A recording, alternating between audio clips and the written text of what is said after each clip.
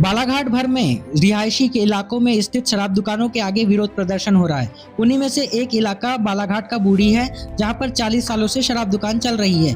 13 अप्रैल से चल रहे इस आंदोलन ने अब उग्र रूप ले लिया है। दरअसल कंपनी के जो मुनाफे हैं उसमें गिरावट आई है, जिससे कंपनी के लोग में एक झुंझुलाहट है। ऐसे में वहां आंदोलनकारियों को उकसाने की कोशिश करते हैं। वहीं दूसरी तरफ जो आंदोलनकारी है उनके धैर्य की भी पराकाष्ठा पार हो चुकी है।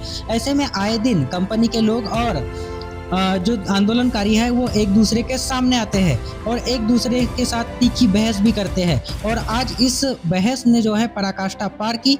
दरअसल 27 अप्रैल को पूर्व सांसद कमकर मुंजारे प्रदर्शनकारियों से मिलने पहुंचे थे। इस दौरान एक युवक अति उत्साह में आकर कंपनी को ताला लगाने की बात करने लगा। इस दौरान कंपनी के लोगों के साथ उसकी बातचीत हुई, गर्म बातचीत हुई और उसी के बाद से फिर थोड़ी देर बाद हिंसा भड़क गई।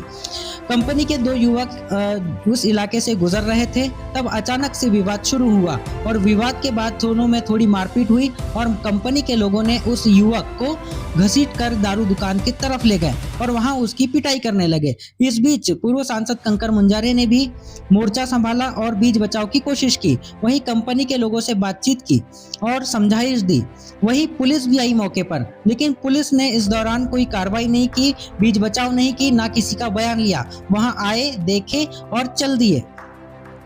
और यहाँ पर अगर हम कंपनी में काम करने युवाओं की बात करें तो यहाँ पर कम उम्र के युवाओं को कंपनी ढाल बनाकर इस्तेमाल कर रही है और आंदोलनकारियों के खिलाफ भड़का रही है। नतीजतन अब ये एक दूसरे के सामने हैं और लगातार इस तरह के विवाद देखने को मिलते हैं।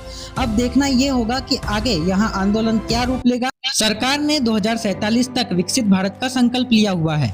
वहीं दारू भट्टियों की बात की जाए तो वहां पर 20 से 25 साल के लड़कों को रोजगार दिया जाता है, उन्हें ढाल बनाकर लोगों से भिड़वाया जाता है। ऐसे में सोचने की बात यह है कि 2047 तक ऐसे में क्या भारत विकसित हो सकता है, और होगा भी तो हमारे देश का युवा कैसा होगा, ये सोचकर ही अब डर लगने लगा है। नितेश बगले, बालाघाट रिपोर्टर।